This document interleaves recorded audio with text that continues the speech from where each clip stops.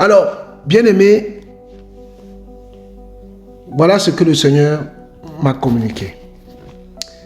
Le mot chérubin en hébreu, écoutons très bien s'il vous plaît. Je vais aller vraiment doucement, doucement et on va comprendre quelque chose. Souvenez-vous qu'au départ, je vous ai dit que les mots en hébreu ont une valeur numérique. C'est-à-dire qu'il y a une valeur algébrique et une valeur numérique. C'est-à-dire qu'en hébreu, on peut lire le mot de la gauche vers la droite et de la droite vers la gauche. Quand tu le lis de la gauche vers la droite, ça te donne une signification. Et quand tu lis de la droite vers la gauche, ça te donne une autre signification. Alléluia. Amen. Est-ce qu'on est là? Amen. Est-ce qu'on est là? Amen, amen. Amen, amen. On est là. Frères, sœurs, Amen, amen. le mot chérubin, écoutons très bien s'il vous plaît. Je vais vraiment doucement. Le mot chérubin veut dire kérouve. Kérouve. C'est-à-dire que kérouve qui veut dire, parce que quand on dit de la gauche vers la droite et de la droite vers la gauche, on fait de l'anachronisme. Donc, avant d'être serpent, il était un chérubin. Or, le mot chérubin, s'il vous plaît, écoutons bien, veut dire quoi? En hébreu, chérubin veut dire kérouv. Donc l'anagramme veut dire barouk. Donc de kérouv, quand on lit de la droite vers la gauche, ça nous donne barouk, qui signifie en hébreu béni. Maintenant, le mot béni en hébreu veut dire bécor. En hébreu veut dire bécor. Mais bécor veut dire premier-né. Alléluia. Je reprends. Amen, amen, amen. Attendez, s'il vous plaît. Allons doucement. Parce que là, c'est compliqué, c'est très fort. Je vais reprendre. Je dis, le mot chérubin en hébreu veut dire kérouv. L'anagramme de kérouv veut dire barouk, qui signifie en français béni. Or, béni est aussi dit en hébreu bécor. Maintenant, bécor en français veut dire premier-né. Alléluia. Maintenant, pour comprendre ça, bien-aimé, s'il vous plaît, je suis très excité là où je suis là. Mon frère Jean-Jacques, prends-nous le livre d'Hébreux, chapitre 1, le verset 4 à 14. S'il te plaît, mon frère. Et lis à haute voix. Soyons attentifs. Hébreux chapitre 1, verset 4 à 14. Oui, mon frère, lis à haute voix, s'il te plaît. Lis au nom de Yoshua, étant devenu d'autant plus excellent que les anges, que le nom qu'il a reçu en héritage est supérieur au leur. Quel des anges a-t-il jamais dit? Tu es mon fils, toi, moi je t'ai aujourd'hui engendré, et encore, je serai pour lui un père et il sera pour moi un fils. Et de nouveau, quand il a introduit le premier-né dans la terre... Attends. Quand il faisait quoi? Et de nouveau, quand il a introduit le premier-né dans la terre habitée... Ok, arrête-toi là. Satan était quoi? Un chérubin. Un chérubin qui veut dire aussi quoi? Premier-né, en d'autres termes. Vrai ou faux? Vrai. Donc il y a deux premiers-nés, il y a un problème. Parce que Satan se considère comme quoi? Un premier-né. Il se considérait comme un premier-né.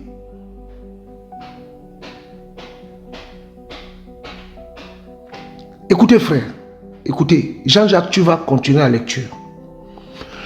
Lorsque le Seigneur, n'oublions pas que Yahweh est l'ange de Yahweh lui-même. Alléluia.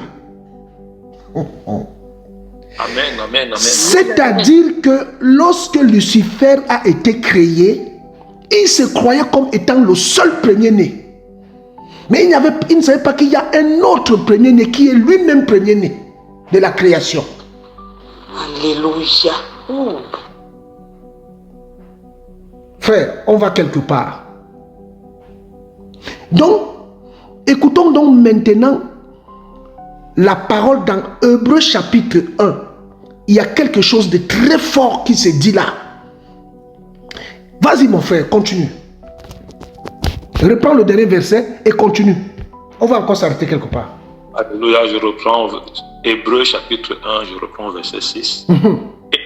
Et de nouveau, quand il introduit le premier-né dans la terre habitée, il dit que tous les anges d'Élohim l'adorent. Ah, arrête-toi là. Tous les anges de l'Élohim fassent quoi? L'adorent. Oh, il y avait un premier-né qui ne voulait pas l'adorer. Parce qu'il se considérait comme premier-né.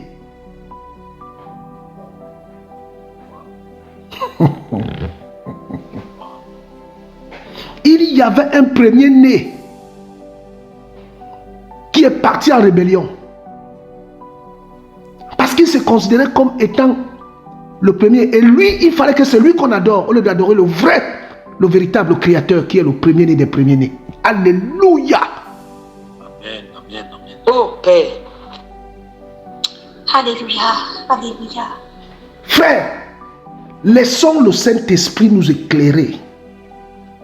Laissons-le pénétrer les entrailles de notre pensée. Mon frère Jean-Jacques, lorsque le Seigneur a révélé sa nature comme étant lui-même un ange, c'est là où les choses se sont gâtées. Le diable le considérait comme étant le créateur, mais il ne le voyait pas comme ange. Donc en le combattant comme ange, c'est là où on dit qu'il a voulu, n'est-ce pas, se placer au-dessus de la montagne de l'Élohim, comme nous avons lu dans Ézéchiel chapitre 28. Mais il ignorait que lui croyait combattre un ange, mais il a oublié que cet ange-là, c'était le premier-né de la création. Continue mon frère. Et verset 7. Et quant aux anges, il dit en effet, il fait de ses anges des vents et de ses serviteurs une flamme de feu.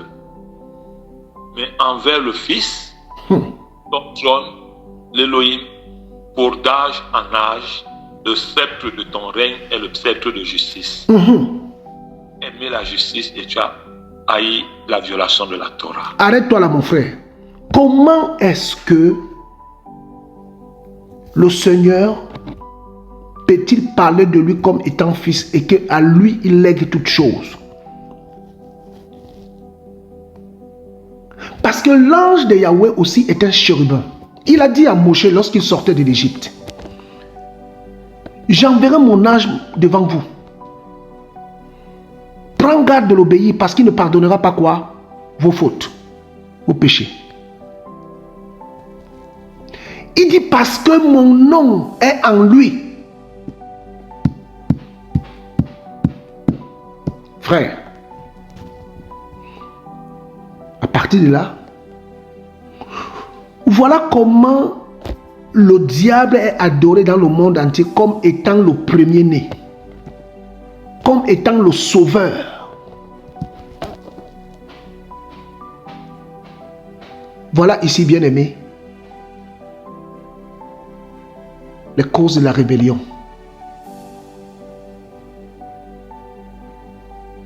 Du diable. Et le premier-né a dit à Michael, Apocalypse chapitre 12, va, précipite-moi cette tête hideux. Alléluia. Amen. Amen. Frère, Amen, amen. continue mon frère.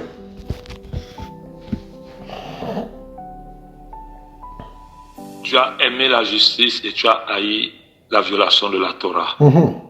raison de cela qu'il t'a oint, l'Élohim, ton Élohim, d'une huile d'allégresse au-dessus de tes associés. Au-dessus de tes associés. Parce que Lucifer croyait qu'il est au-dessus.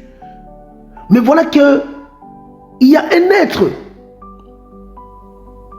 qui va apparaître de nulle part, qui va usurper, entre guillemets, soi-disant, sa notoriété. Donc quand on dit que tous les anges d'Élohim l'adorent, il a refusé de l'adorer.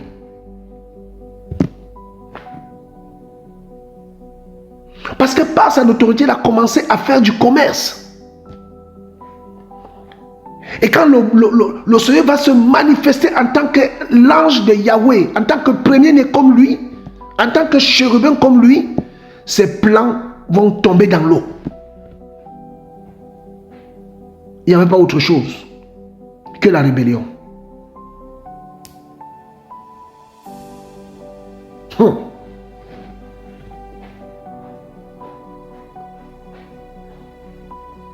Frère, voilà pourquoi Jacques parle de la maturation du péché.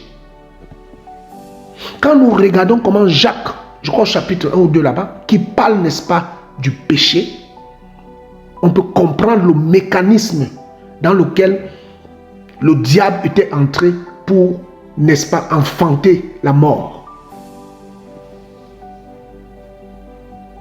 Mais il n'a pas eu le temps. C'est ici-bas qu'il est venu s'aimer la mort. Alléluia. Amen. Continue mon frère. Hébreux chapitre 1 verset 10, je lis au nom de Yeshua. Et vois dans les commencements, Seigneur, tu as fondé la terre et les cieux sont les œuvres de tes mains. Mon frère Jean-Jacques, on parle du Fils. On parle que c'est un chérubin qui a, dès le commencement, fondé quoi? La terre et les cieux. La terre et les cieux. Grande était la confusion du diable en apprenant ces choses. Que ce chérubin qui était là devant lui.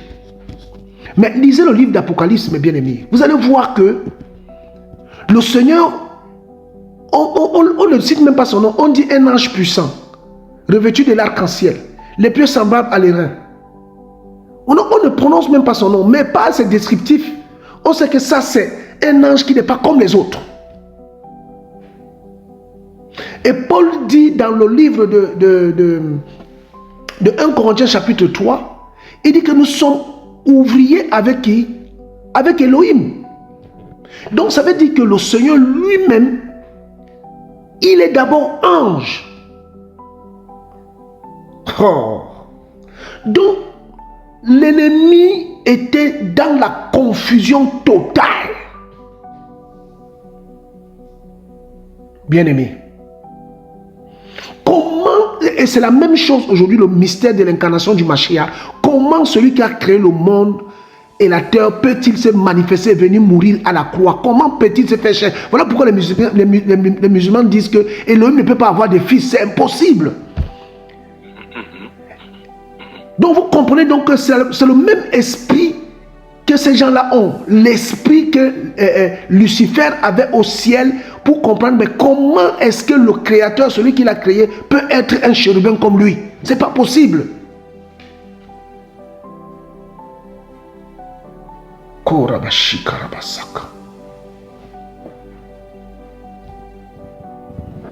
Frère, donc il était complètement, en fait, en combattant le Seigneur, il croyait combattre Michael, quoi. Mais il ne savait pas que ce n'est pas Michael. La Bible dit que Yoshua Hamashiach ici sur terre était 100% homme, 100% Elohim. Et donc lui-même, quand il voulait parfois montrer sa vraie nature, il pourra dire que qui de vous peut me convaincre du péché?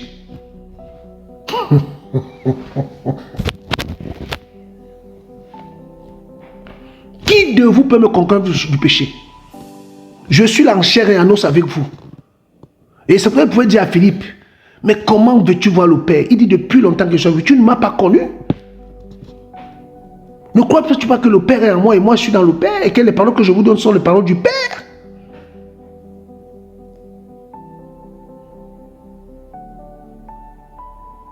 Donc quand cet archange dit que tous les anges de l'Elohim l'adorent, Lucifer a dit, mais c'est pas possible.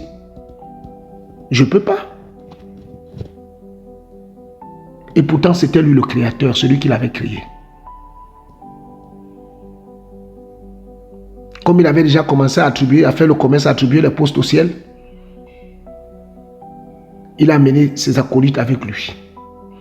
Donc voilà comment, aujourd'hui, le monde satanique est divisé à plusieurs étapes.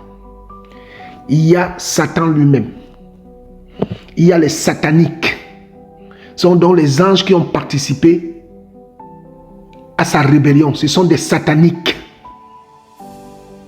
Il y a d'abord lui, le père de la rébellion, Satan, ses acolytes, des anges déchus, des sataniques, qui ont la même nature que lui, des satanistes, ceux qui font, n'est-ce pas, qui pratiquent du satanisme. Donc les adeptes, comme nous aussi, nous sommes des chrétiens, il y a des satanistes. Et maintenant le satanisme, ceux qui adorent Satan, comme le christianisme. Alléluia. Amen. Amen. Amen. Continue mon frère. Amen. Continue mon frère. Est-ce que tout ça est intéressant? Est-ce que tout ça est intéressant? Je ne vois pas trop de réactions. Hein. Je pense que les esprits sont bousculés. Hein, je vois les esprits sont bousculés, bien aimés.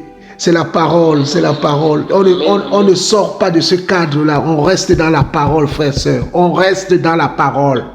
On ne part pas chercher à gauche, à droite. On reste dans la Bible, frère. On ne peut pas enseigner au-delà de ce qui est écrit. Et on ne peut pas enseigner ce qui n'est pas permis d'enseigner. Et nous enseignons, quand le Seigneur nous donne l'illumination, nous enseignons cela. Et si quelqu'un a des doutes, des questions, le temps des questions va arriver, on va poser des questions et on va répondre. Nous sommes là jusqu'au matin par la grâce de Yeshua. Alléluia. Mon frère Jean-Jacques, tu peux continuer s'il te plaît. Alléluia. Hébreux 1, verset 11, je donne des choix. Ils seront détruits, mais toi, tu resteras d'une façon permanente. Ils vieilliront tous comme un vêtement. Et couverture, tu les rouleras. Ils seront changés. Mais toi, tu es le même. Et tes années ne cesseront pas. Quel des anges a-t-il jamais dit? Assieds à partir de mes droites, jusqu'à ce que j'ai mis tes ennemis pour le marchepied. Ah, arrête-toi, papa. Arrête-toi, mon frère. Ce discours d'Hébreu, il n'est pas écrit que Paul a écrit la lettre aux Hébreux. Mais nous pensons, ce n'est pas prouvé que c'est Paul qui a écrit la lettre aux Hébreux. Mais nous pensons que Paulos, a eu la prééminence en ce qui concerne pour nous, les goïms, les nations, les païens, les gentils, de nous annoncer l'évangile. Et dans le livre de 2 Corinthiens chapitre 12, Paul dit clairement qu'il avait été ravi au 3e ciel. Donc les choses qu'il raconte là, ce sont des choses qu'il a vues. Et il a même dit qu'il ne lui a pas été permis de tout nous dire.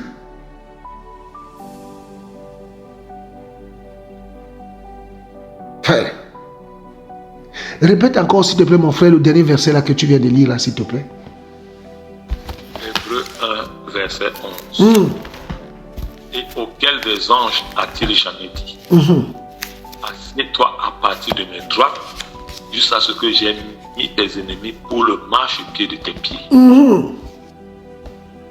C'est le maître, frère. C'est le maître lui-même. Le Mashiach Yeshua. Quand on parle de la droite, on parle de l'action. On parle de l'alpha. La droite du Seigneur. Isaïe 46 en parle. Il dit, regarde, il dit qu'il ne voit personne qui intercède. Alors quoi? Sa droite lui vient où? En aide. Amen. Amen. La droite de Yahweh, c'est Yoshua. La droite de Yahweh, c'est la manifestation de Yoshua Hamashiach, qui incarne le pouvoir, l'autorité, l'action, la force, la puissance, la gloire de Yoshua, de Yahweh. C'est lui.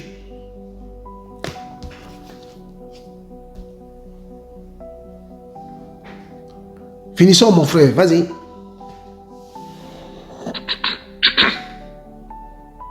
Ne sont-ils pas tous des esprits relatifs à la réalisation d'un service pour exercer un service en faveur de ceux qui sont sur le point d'hériter du salut? Alléluia. Amen. Donc, frère, tous ces éclairages-là sont pour nous. Pour nous qui devons hériter le salut. C'est pourquoi le Seigneur nous permet de comprendre et de saisir la pensée du Seigneur. Et si, par exemple, mon frère Jean-Jacques, pour montrer encore la nature du Seigneur, est-ce que tu peux nous prendre le livre d'Ézéchiel, au chapitre 1er, le tout premier chapitre, s'il te plaît. Tu vas lire quelques versets, s'il te plaît. À partir du verset 1. Oui. Ézéchiel, chapitre 1, à partir du verset 1, je lis au nom de Yeshua. Il va, la 30e année, le 5e jour du 4e mois, comme j'étais parmi les exilés près du fleuve Kébar, que les cieux furent ouverts et je vis des visions d'Élohim. Le 5 du mois, c'était la 5e année d'exil du roi Joachim. La parole de Yahweh apparut, elle apparut à Yéhékel, fils de Bouzi, le prêtre en terre des Chaldéens, près du fleuve Kébar. La main de Yahweh vint sur lui. Je regardais et voici, un vent de tempête vint du nord, une grosse nuée, un fleuve qui apportait tout autour son éclat, en son milieu comme l'œil d'ambre au milieu d'un feu. Au milieu, il y avait la ressemblance de 4 vivants et voici quel était leur aspect. Ils avaient la ressemblance d'un humain. Un d'eux avait 4 faces et chacun 4 ailes. Leurs pieds étaient des pieds droits et la plante de leurs pieds était comme la plante d'un petit de veau. Ils étincelaient comme l'œil de cuivre poli. Il y avait des mains d'humains sous leurs ailes à leurs 4 côtés. 4 avaient leurs faces et leurs ailes. Leurs ailes jointent la femme vers sa sœur. Ils ne se tournaient pas en allant. Chaque homme allait au-devant de ses faces. Leurs faces ressemblaient à des faces d'humains, des faces de lion vers la droite pour les 4, des faces de bœuf à gauche pour les 4 et des faces d'aigle pour les 4.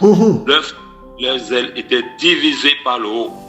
2 de leurs ailes se joignaient, l'homme vers l'homme, et 2 couvraient leur corps. L'homme allait au-devant de ses faces.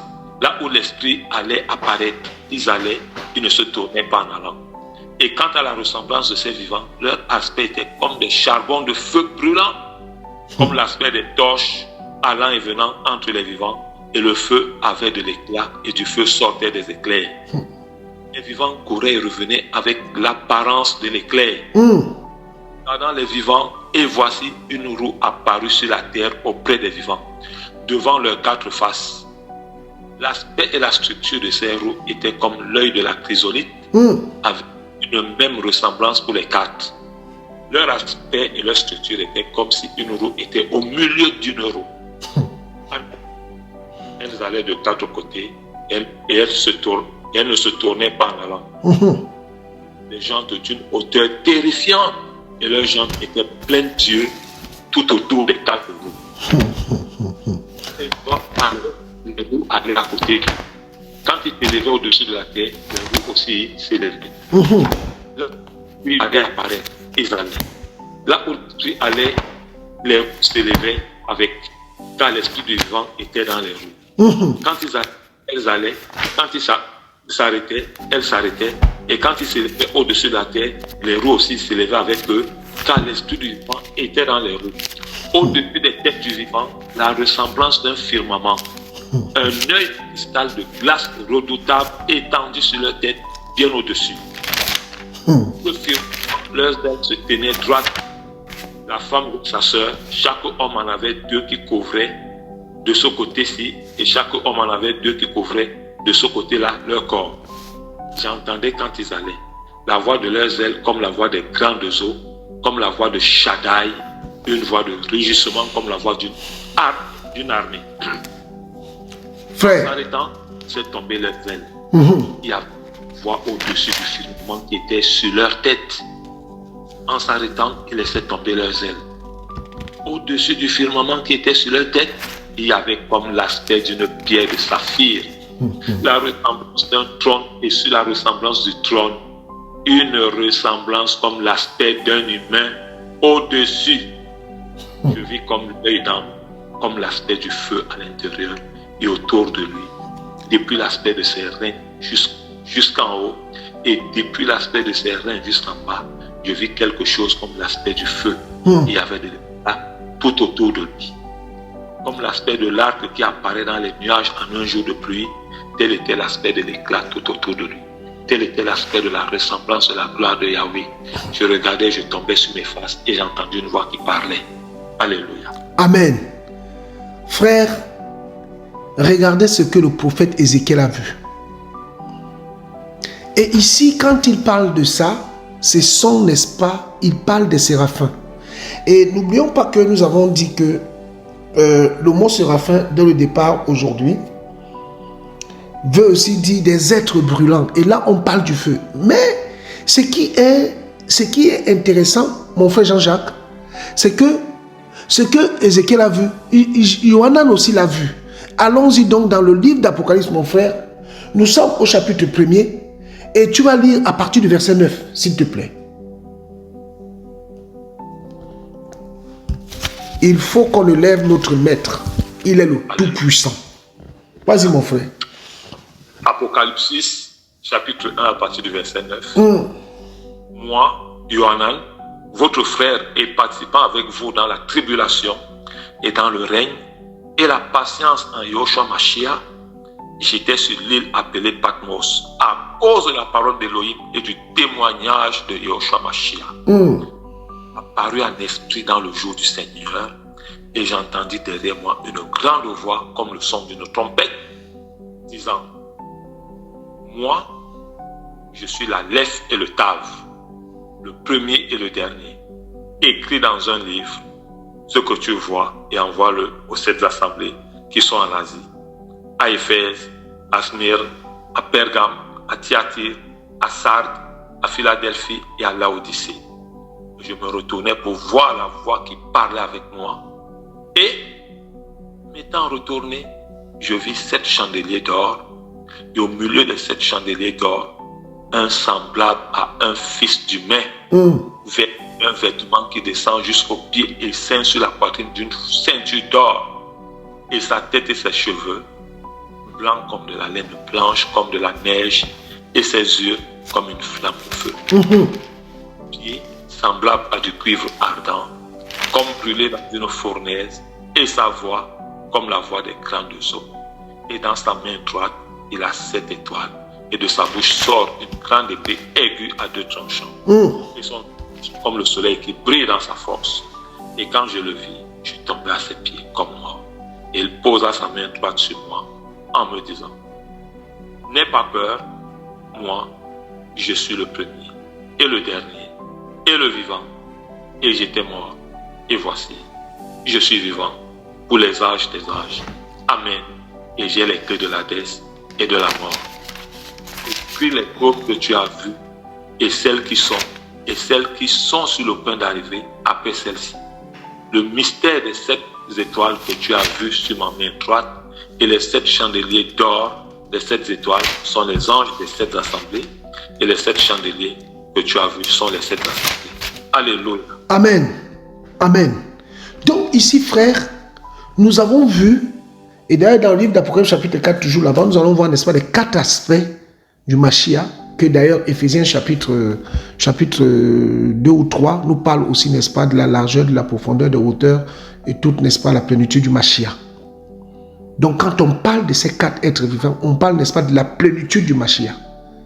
Et quand la Bible parle aussi de l'épée aiguë qui sort, n'est-ce pas, de la bouche, et nous pouvons aussi prendre le livre de Genèse chapitre 3 au verset 24, on parle, n'est-ce pas, de ces chérubins qu'on avait mis autour de l'arbre de vie avec une épée flamboyante. On peut aussi voir en cela la parole d'Élohim. Alléluia.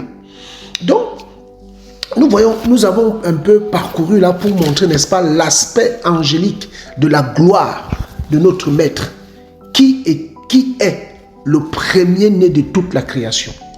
Et nous avons vu que nous avons lu le livre d'Ézéchiel chapitre 28, à partir du verset 11 jusqu'au verset 19, et nous avons compris que l'ennemi de nos âmes, c'est le diable. Et qu'est-ce qu'il a poussé? D'après le livre d'Hébreux chapitre 1, à partir du verset 4 jusqu'au verset 14, qu'est-ce qu'il a poussé, n'est-ce pas, à se rebeller au ciel? Parce qu'il y avait une ressemblance en apparence, mais il a confondu, n'est-ce pas, cette ressemblance avec il a fait de ces fantasmes une réalité, alors que la profondeur, on dit que le Seigneur on ne peut pas le sonder. Vous savez, frères, sœurs, si on sonde le Seigneur, c'est qu'il n'est plus Elohim. Si on le comprend, c'est qu'il n'est plus Elohim. Si on le connaît, c'est qu'il n'est plus Elohim. C'est-à-dire que même lorsque nous serons au ciel avec lui, frère, j'ai toujours tendance à le dire, même dans l'éternité, nous ne saurons jamais qui il est. Souvenons-nous que les 24 vieillards, tout le temps ne font que se mettre à genoux, face contre terre, jeter la couronne pour dire Saint, Saint, Saint. Parce que chaque jour, il montre un aspect de sa personne. Et n'oublions pas aussi que Moshe, après avoir fendu la mer rouge en deux, après avoir fait les 10 plaies d'Égypte, il a vu la main du Seigneur. Après avoir fait sortir l'eau du rocher, les cailles tombaient du ciel. Les cailles, la manne, il va dire Seigneur, fais-moi voir ta gloire. Parce qu'il avait compris qu'il était, n'est-ce pas, devant un être qui n'avait pas de fin de ressources. C'était un être sans fin. N'oublions pas que le Seigneur est. Avant que toute chose ne soit, il est, frère. Il est. Donc il peut même se transformer en petit garçon. D'ailleurs, il est né en tant que bébé. Il a tété le sein de sa maman. Donc en fait, il n'a pas de limite. Il est tellement glorieux que, frère, il est tellement puissant qu'il peut ramener sa personne d'une manière ainsi. Vous savez, il a apparu à Abraham au milieu des 2 anges qui l'accompagnaient. Il marchait à pied. Il pouvait atterrir devant Abraham avec un char de feu. Mais il n'a pas choisi ça. Il a choisi la simplicité, frère. Au-delà de sa toute puissance, de tout ce qu'il peut faire, de tout ce qu'il peut... Frère, c'est quand même incroyable. C'est incroyable. Donc le diable, en le voyant au ciel, n'a pas pu comprendre, saisir que celui qui m'a créé, il est semblable à moi. Mais ce n'est pas possible. Sûrement, ce n'est pas lui. Oui, frère, parce qu'il était déjà corrompu dans son intérieur, dans sa réflexion, dans son esprit, il était déjà corrompu. Il était déjà séduit. À cause de sa gloire, de sa beauté, il avait perverti ses voies. Et c'est pourquoi il ne voulait plus voir un autre être angélique glorieux, plus glorieux que lui, venir lui faire de l'ombre. Et bien pour cela, il est parti en rébellion, frère. Alors, bien aimé, c'est tellement enrichissant ce que nous voyons aujourd'hui et que le Seigneur est en train de nous parler aujourd'hui. Alors, nous allons parler encore maintenant, nous allons encore aller plus loin. La Bible parle de l'astre brillant. Et le mot astre, frère, mon frère, avant d'abord de parler de ça, s'il te plaît, prends Ésaïe chapitre 14, s'il te plaît. Et là, on va bien comprendre. Ésaïe chapitre 14, nous sommes au verset 12 à 19, s'il te plaît, mon frère Jean-Jacques. On va beaucoup lire. On évolue par la grâce du Seigneur. Et j'espère que, bien aimés, nous sommes tous intéressés et captivés parce que le Seigneur est en train de nous faire du bien ce soir. Mon frère Jean-Jacques, Ésaïe chapitre 14, de verset 12 à 19, s'il te plaît. Alléluia. Yeshaya chapitre 14, verset 12 à 19. Je lis au nom de Yeshua. Comment es-tu tombé des cieux, et l'aile, fils de l'aurore, qui est abattu jusqu'à terre, toi qui affaiblissais les nations. toi qui disais en ton cœur, je monterai dans les cieux, je placerai mon trône au-dessus des étoiles de Elle. Wow. Je m'assierai sur la montagne de la réunion à l'extrême nord. Wow. Je monterai au-dessus des hauts lieux des nuées. Je serai semblable à Elion. Mais c'est dans le Sheol que tu descendras, dans les parties extrêmes de la fosse. Ceux qui te voient te regarderont et te discerneront. Est-ce là cet homme qui faisait trembler la terre, qui ébranlait les royaumes, qui transformait le monde en désert, qui détruisait les villes et n'ouvrait pas la maison à ses prisonniers? Tous les rois des nations, tous se sont couchés dans la gloire, chaque homme dans sa maison. Mais toi, tu as été jeté loin de ton sépulcre, comme un abominable, comme les vêtements de gens tués, transpercés avec l'épée, qui sont descendus parmi les pierres d'une fosse, comme un cadavre foulé aux pieds. Alléluia. Amen. Bien-aimé, bien-aimé, regardez très bien, regardez très bien.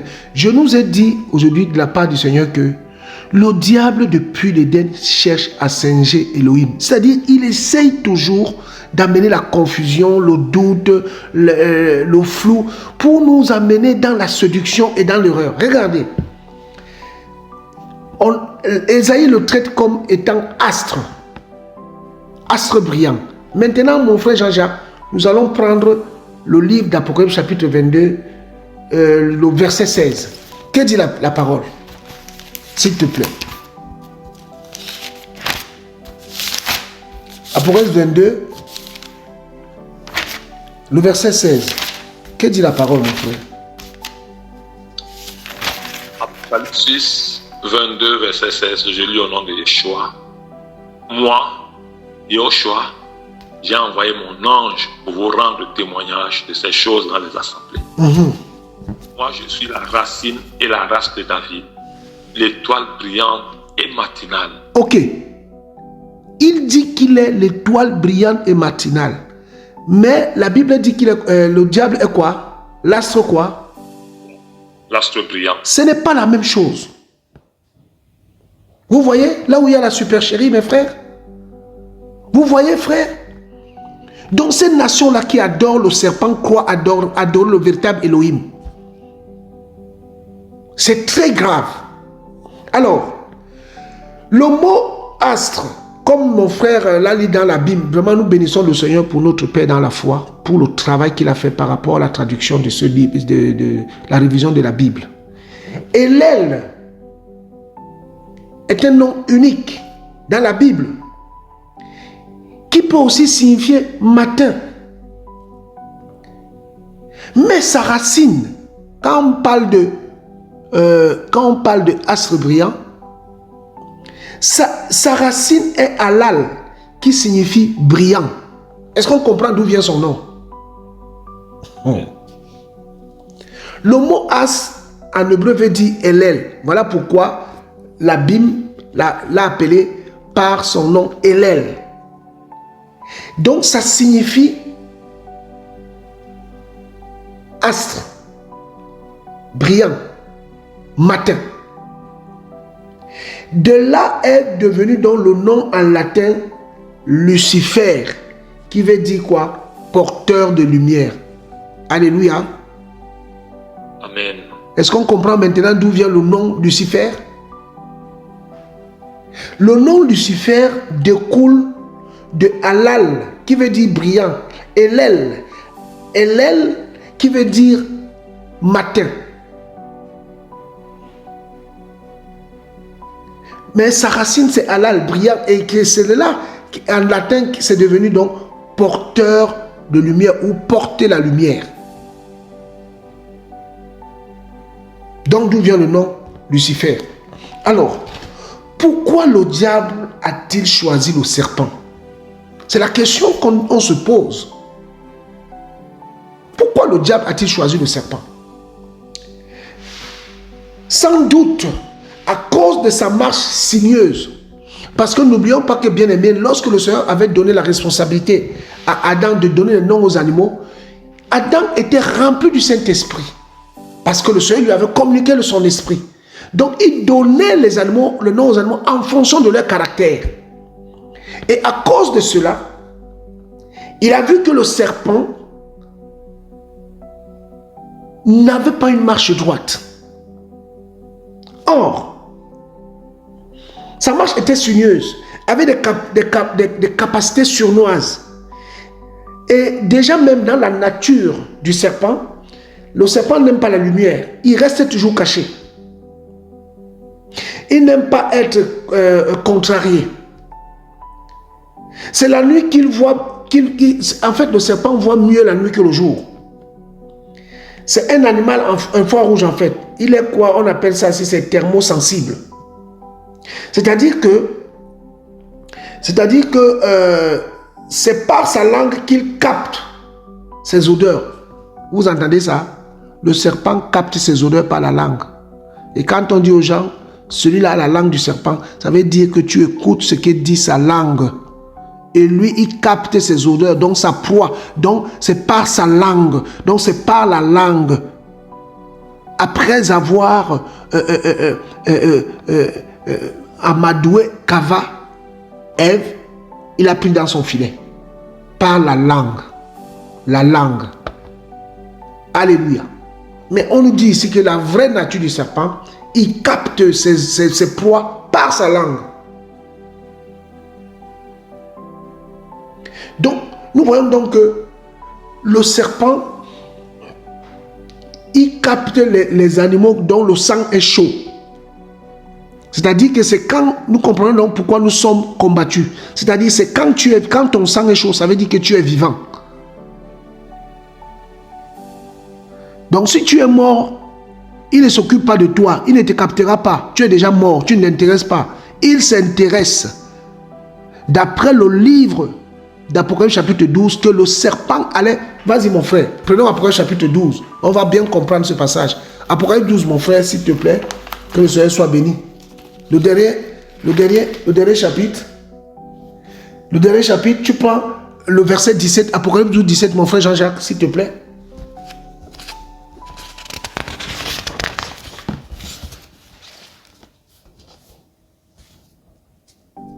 Mon frère Jean-Jacques, tu es là? Ton micro est fermé, je suppose.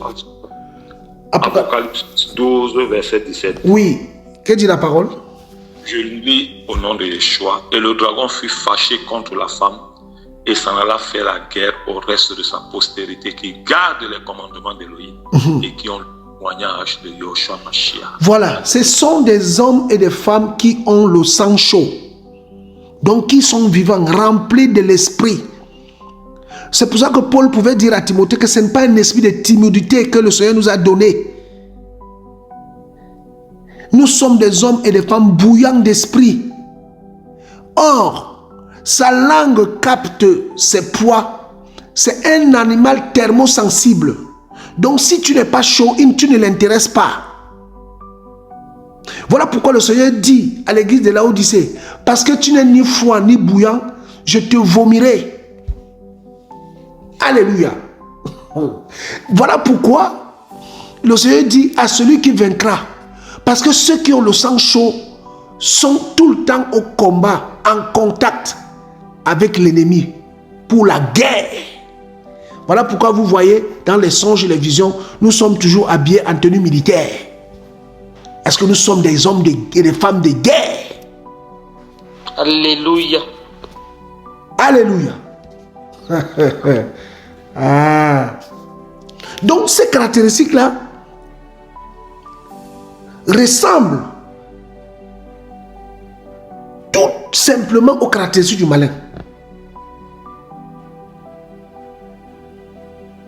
Et toute son ambition, frère, c'est de se prendre pour Elohim. C'est quoi le désir du serpent ancien, frère, sœur? Et ça là, nous pouvons, mon frère Jean-Jacques, est-ce que tu peux nous prendre, s'il te plaît, en passant vite fait, Matthieu chapitre 4, verset 9, s'il te plaît. Matthieu 4, verset 9, je lis au nom de Yeshua. Et il lui dit, je te donnerai toutes ces choses si tu te prosternes. Si, te prosternant, tu m'adores. Donc, on voit que l'ennemi de nos âmes Il veut l'adoration. Donc, ce qu'il n'a pas pu avoir au ciel, il veut ça ici. Et, frères, sœurs, le désir du serpent ancien, son désir, c'est de casser le nom du Créateur. Et si on regarde bien les deux récits de la création, dans le premier récit dans Genèse chapitre 1, verset 1, le créateur, le El créateur est Elohim. Et le deuxième récit, dans Genèse chapitre 2, le Seigneur se révèle à l'homme comme étant Yahweh Elohim, qui crée l'homme, les animaux, les plantes, les jardins et tout. Et il place Adam, puis il forme Ève, Kava, pour son vis-à-vis dans l'Éden. Et dans Genèse 3, nous voyons que le serpent apparaît à la femme et il lui adressa et elle dit dans Genèse chapitre 1, Genèse chapitre 3 verset 1. Tu peux lire mon frère s'il te plaît? Oui. Genèse 3. Bereshit 3 verset 1, je lis au nom de Yoshua. Or le serpent devint plus rusé que tout vivant des champs que Yahweh Elohim avait fait. Ok, arrête-toi là. On dit le serpent devint.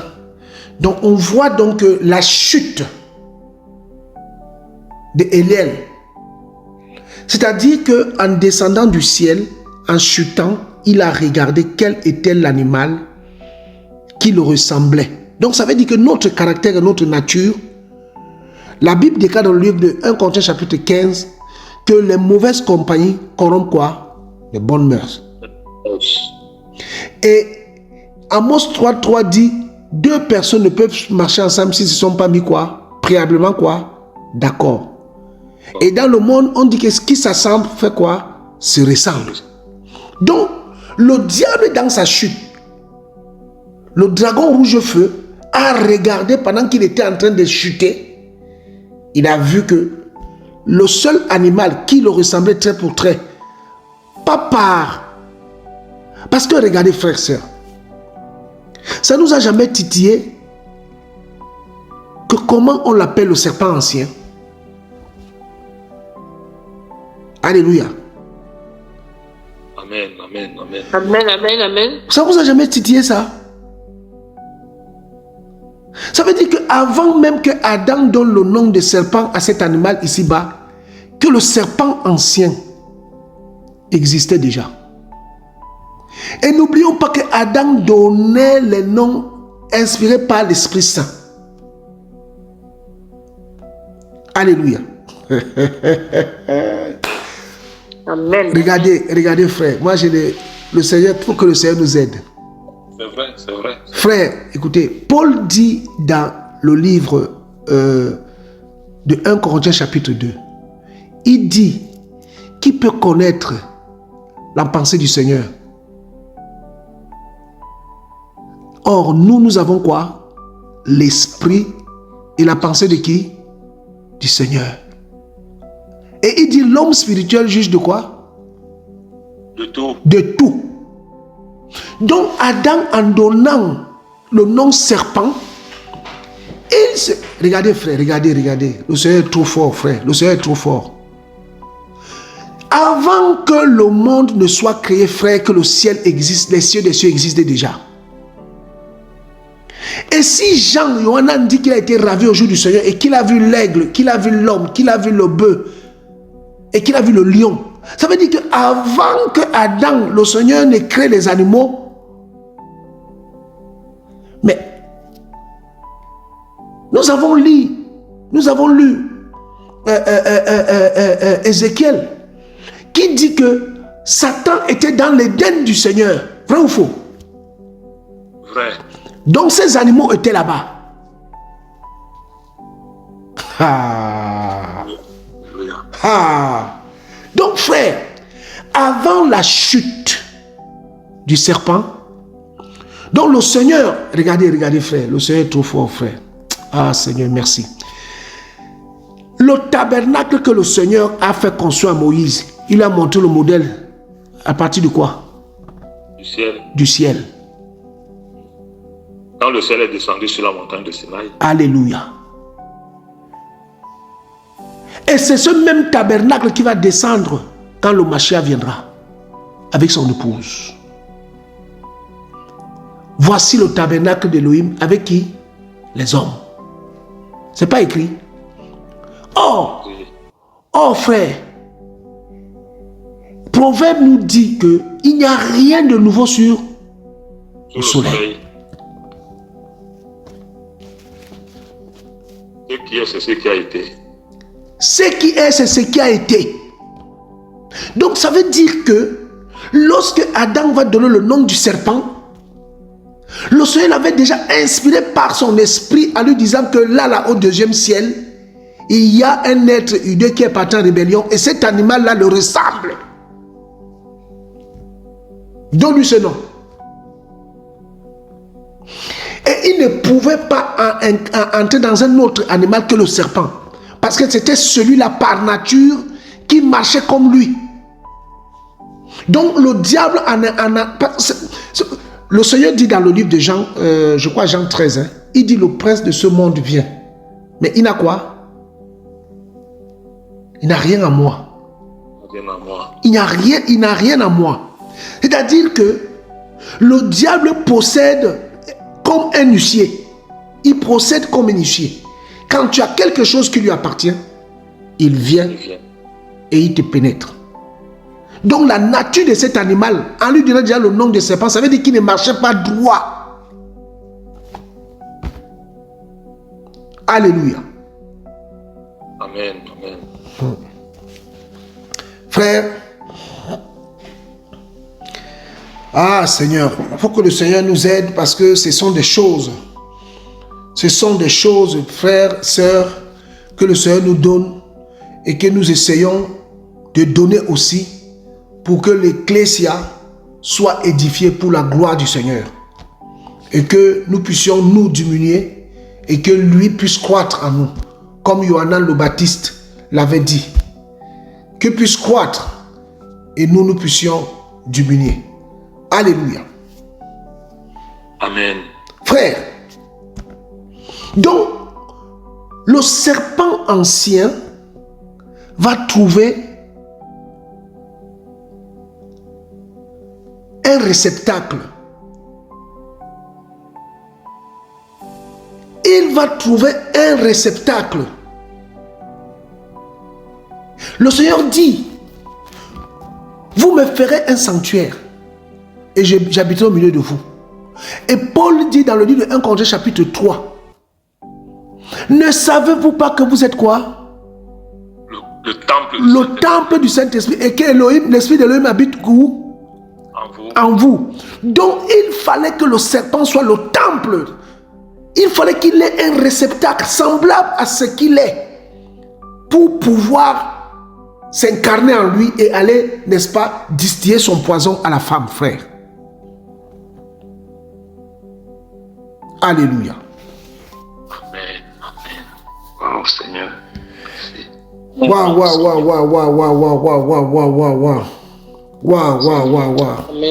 Nous bénissons le Seigneur, n'est-ce pas, pour ce qu'il nous donne. C'est magnifique. Oh Yahweh. Bien-aimés, voilà l'ennemi de nos âmes. Voilà celui qui nous combat. Voilà celui qui nous fait souffrir. Nous sommes dans un combat. N'oublions pas, hein, le serpent cherche des hommes et des femmes qui ont le sang chaud. Donc quand Paul dit à Timothée, ce n'est pas un esprit de timidité. Donc ton sang ne peut pas être froid. Tu dois avoir le sang chaud. Et quand tu as le sang chaud, sache que tu attires qui? Le malin. Parce que lui, il capte. Il sent la chaleur par le pouvoir de sa langue. Et c'est là où il capte. Parce que c'est un animal thermo quoi. On a dit quoi? Il était il est thermosensible.